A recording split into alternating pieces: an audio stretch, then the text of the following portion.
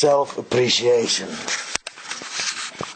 This a perspective requested by Gabrielle all the way here from the United States.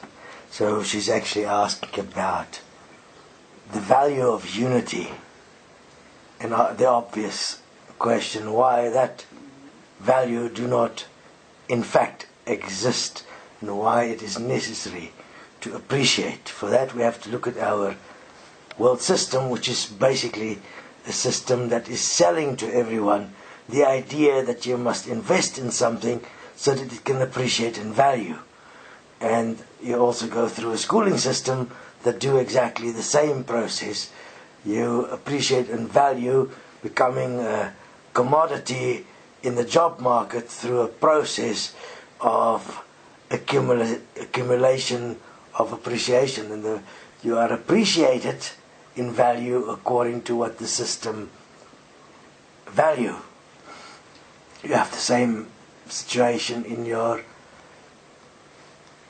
religious systems in the world, where your value is appreciated according to the level of agreement that you have to a particular dogma.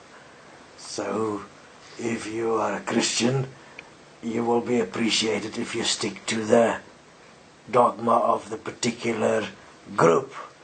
If you do not stick to that, then obviously your value and their I depreciated, and it may even become hate. I mean, that's why the word hate is part of appreciate and depreciate. And that would then follows that love seems to play a great role in appreciation.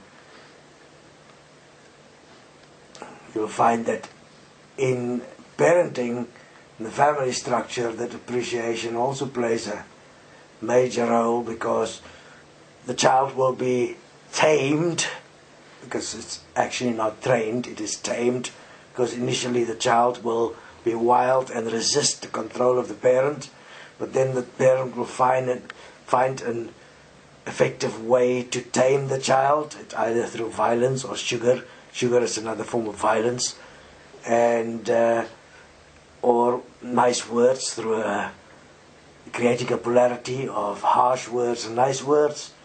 Get the child to do things to be appreciated, where the child will actually become addicted to the boost in ego or energy. Energy and ego is the same thing. Boost in energy when they get appreciative words. Now, also understanding within the context of that boost of energy, they're not receiving the boost of energy from the parent. The energy is generated by the child's body itself.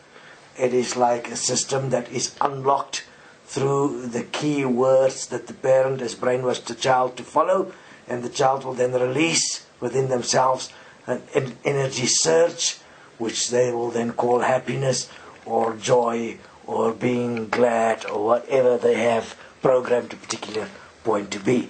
So this is basically a slight overview of the variations of appreciation and self-appreciation as it exists within the current system of denominators. Denominators is the same as dimensions. The dimensions of consumerism, education, family, religion, psychology, all the variations that exist through which our world and how we participate in it has been classified. The only part that's not been classified, that we are busy declassifying through moving it from the secretive world of I don't know how it really works to the world of now I understand how it works. That's where Destiny come in.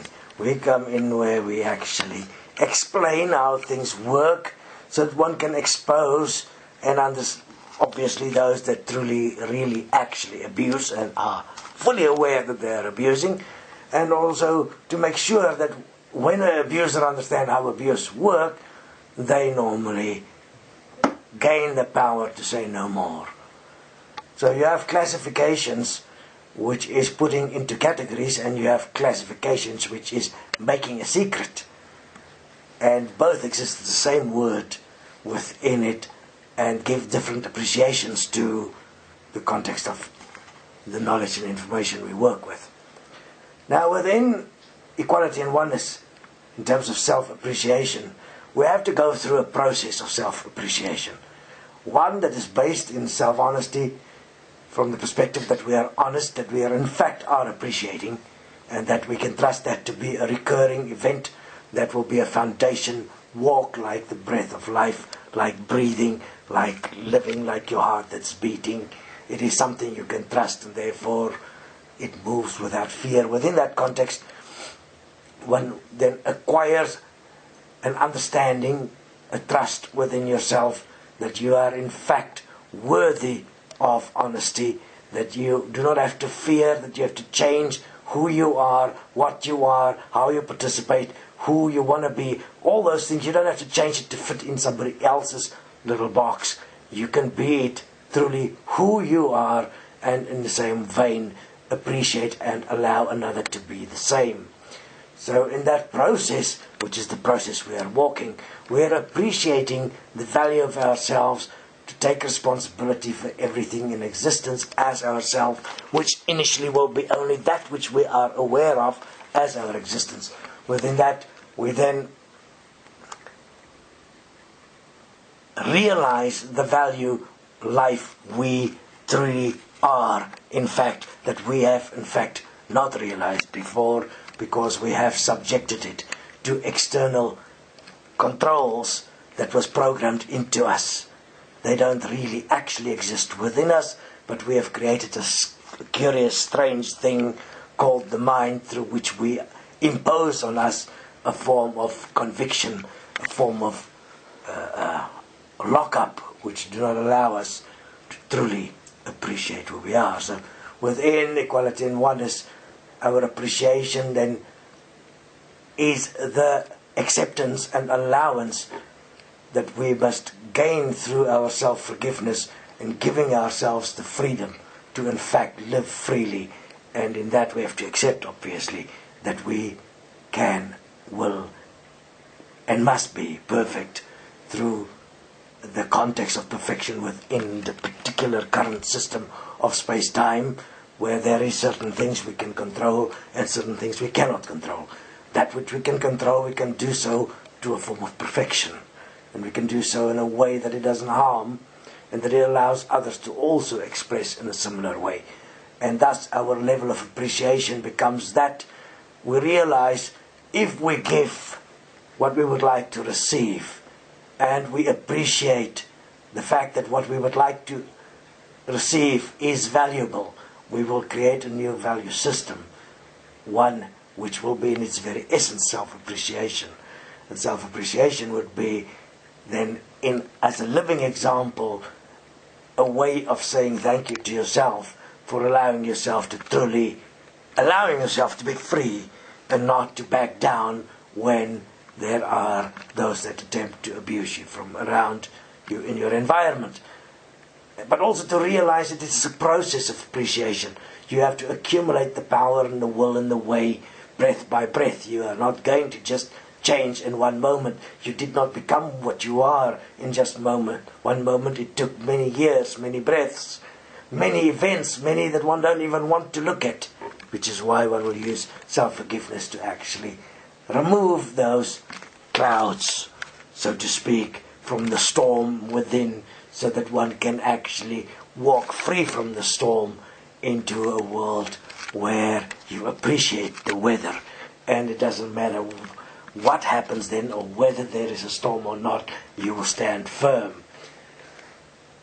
Furthermore, in terms of self-appreciation, obviously, is the realization that unless that appreciation exists as a fundamental commodity, as a fundamental way of life that is understood by all equally, we cannot have a consistent self-appreciation that is valuable and that remains valuable, and that does not require an opposite for it to exist.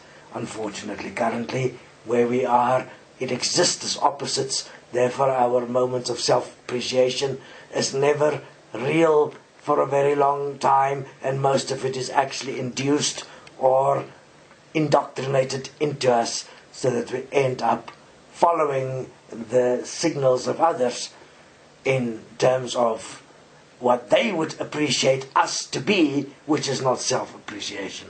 But we end up feeling good when they do something or say something that makes us feel good, which is how many relationships in the world is based on, and why many people may even go into a relationship just because they feel sexually attracted to somebody, and that sexual attraction was created through either movies, media, or masturbation, and then they end up in a form of feeling self-appreciated when they're with somebody and believe that the experience they're having is true, while it is symbolically triggered, and the energy release, the ego release, the induced appreciation is not really real, and therefore it's not sustainable, and thus in time it will wear off and turn to dust. So, in conclusion, self-appreciation. It is, in essence, the progressive, accumulative result of self-honesty through a process of self-forgiveness, realizing the common sense that the very fact that you're here within this existence, existing, that awareness is valuable in itself, must be appreciated as yourself, and to live that in such a way that it becomes visible for everyone around you, so that one can in fact be the mirror the world see itself in, so that it can change.